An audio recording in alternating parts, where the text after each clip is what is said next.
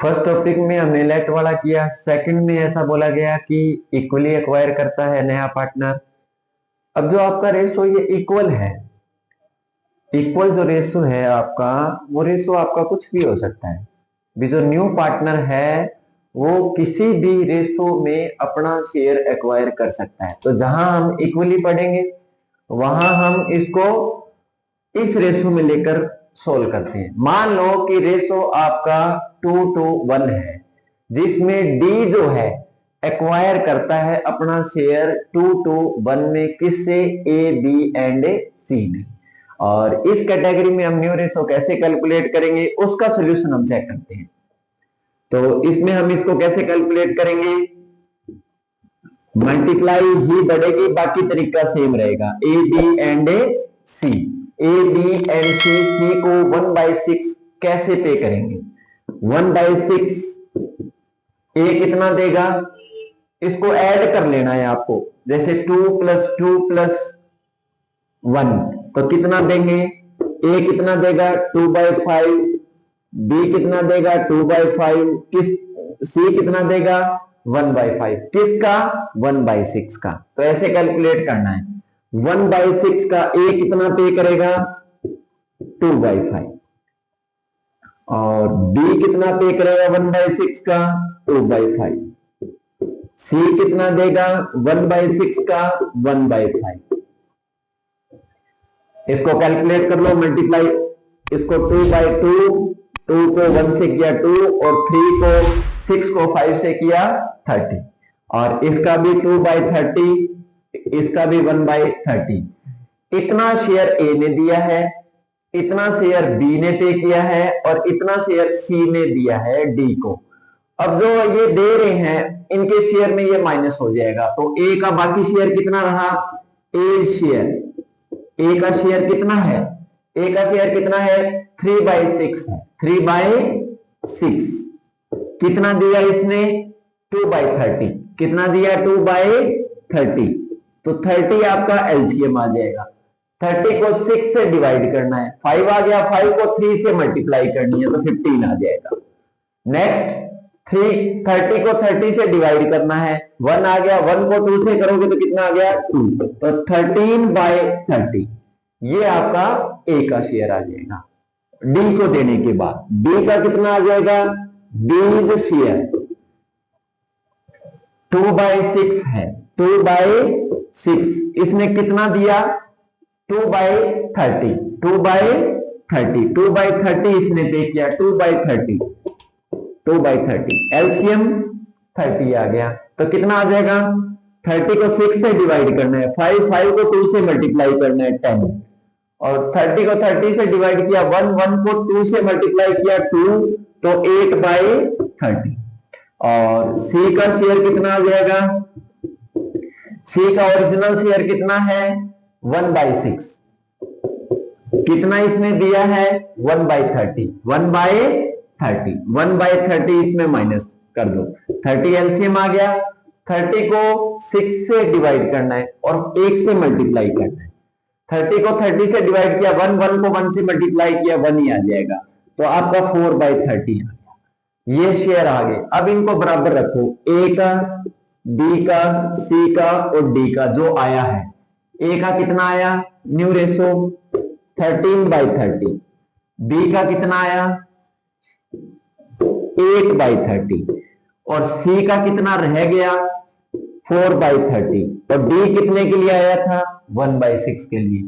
30 LCM आ गया, 30 को 30 से डिवाइड किया, 13, 8 और 4 और 5, that is the new ratio. ये लास्ट में आपको ऐसे कैलकुलेट करके शो करना पड़ेगा और यही आपका आंसर है। ओके, ऐसे कैलकुलेट करना है। और ये उस कैटेगरी में शो करोगे जब आपका रेशो गिवन है। रेशो कुछ भी हो सकता है, इक्वल भी हो सकता है, रेशो 2:1 भी हो सकता है, 2 पार्टनर भी हो सकते हैं, 3 पार्टनर भी हो सकते हैं, 4 पार्टनर भी हो सकते हैं। तो कैलकुलेट करने का जो तरीका है वो ऐसे रहेगा आपका। इस तरीके से आप न्यू रेशो कैलकुलेट करोगे। ओके, एक तरीका न्यू रेशो को कैलकुलेट करने का ये भी है। इसमें हम कैलकुलेट करेंगे, इसमें ना ऑलरेडी गिवन होगा आपको टीएच, 3/7 के लिए आया, 2/7 इससे लेगा, 1/7 इससे लेगा, इसमें क्लियरली बोलेगा सामने। तो जैसे एक स्टेटमेंट में रीड करता हूं, फिर हम इसको सोल्व करेंगे। A and B are partners sharing profit in the ratio of 3:7. 7 is 3. C was admitted with 3/7. C एक नया पार्टनर आया, 3/7 के लिए आया। इससे पहले जितने भी हमने सम किए, जैसे ऐसे लिखा होता था, 1/7 के लिए आया, 1/6 के लिए आया, 1/5 के लिए आया, मतलब टीएच मेंशन नहीं था इसमें। द प्रॉफिट के लिए आया, विच जिसका ही टुक वो प्राप्त करता है 2/7 फ्रॉम ए, 1/7 फ्रॉम बी, और इसमें न्यू रेशो कैलकुलेट करना है। तो इसका डायरेक्ट ऐसे निकल जाएगा, ए एंड बी कितना दे रहे हैं, ये कितने के लिए आया, 3/7 के लिए। ए कितना पे करेगा, 2/7, और ये कितना पे करेगा, 1/7। इसमें हमें मल्टीप्लाई वगैरह करने की कोई जरूरत नहीं है, इसमें डायरेक्ट निकल जाएगा। तो कैसे कैलकुलेट करोगे, एज शेयर, ए का शेयर कितना है, 7/10, 7/10, और 2/7 इसने सैक्रिफाइस कर दिया, तो कितना आ गया एलसीएम, 70 को 10 से डिवाइड किया, 7 7 7 49 आ जाएगा, और 70 को 7 से डिवाइड किया, 2 से मल्टीप्लाई किया, 14 आ जाएगा। तो इसको हम माइनस करेंगे तो ये आ जाएगा आपका, ओके, कितना यहां ये 20 और ये 29/70 है, क्लियर। और बी का कितना आ जाएगा, बीज शेयर, बी का 3/10 है, इसमें कितना दिया इसने, 1/7, 70 एलसीएम आ गया, इसका कितना 7, 21 आ जाएगा, -10, 11/70। अब इन तीनों को इक्वल रखोगे, ए का, बी का और सी का शेयर कितना आ जाएगा, 29/70 और 11/70 और 1/7 के लिए आया, 70 एलसीएम आ गया, तो कितना आ जाएगा, 29, 11 और 10, that is the new ratio.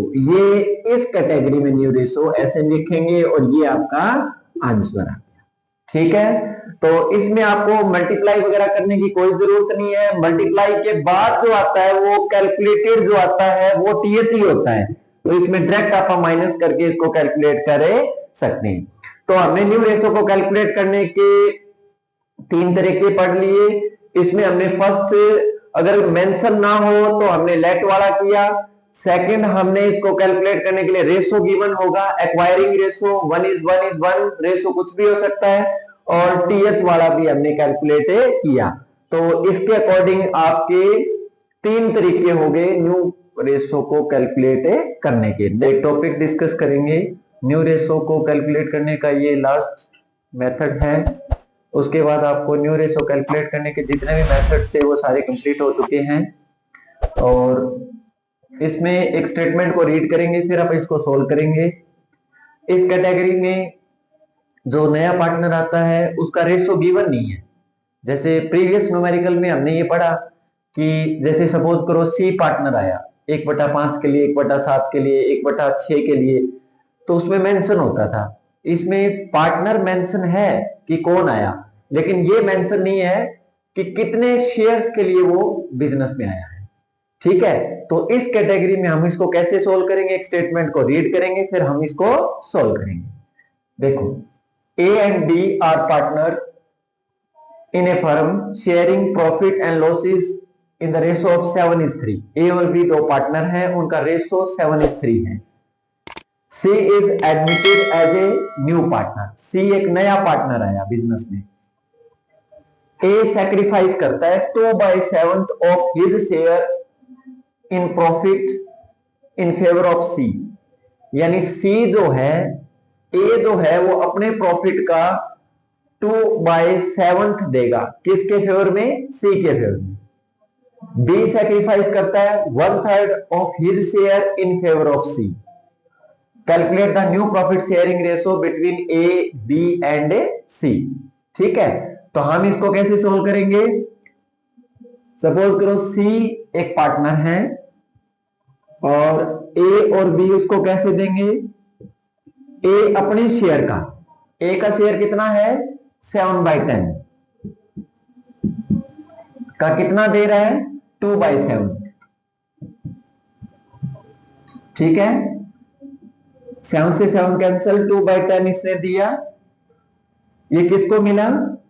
सी को मिला। 2/10 किससे मिला? ए से मिला। और बी कितना दे रहा है 1/3 ऑफ हिज शेयर। इसका शेयर कितना है 3/10। 3 से 3 कैंसिल, 1/10 इसने दिया, तो 1/10 इसमें ऐड हो जाएगा। तो सी कितने के लिए आया 3/10 के लिए, जो हमारे को गिवन नहीं था। सबसे पहले हमने इसको कैलकुलेट किया, फिर इन्होंने जो शेयर दिया है इनका कैसे होगा?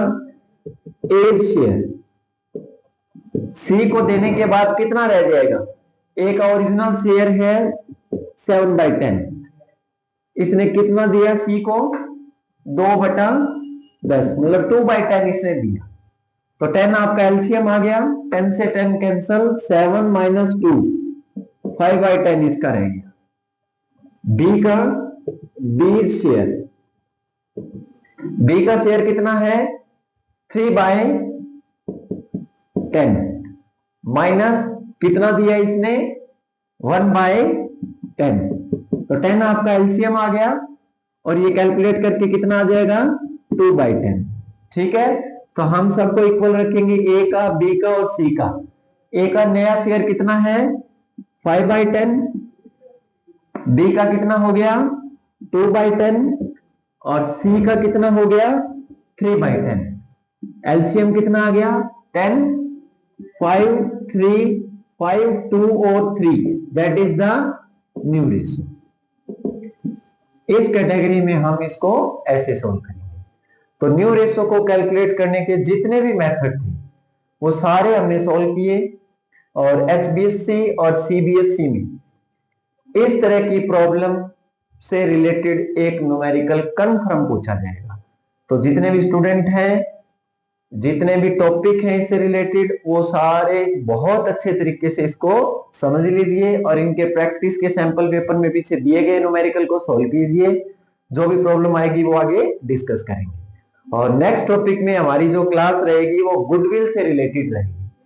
नया पार्टनर जब बिजनेस में एंटर होता है तो गुडविल का ट्रीटमेंट कैसे करेंगे वो नेक्स्ट क्लास में हम डिस्कस करेंगे। Thank you.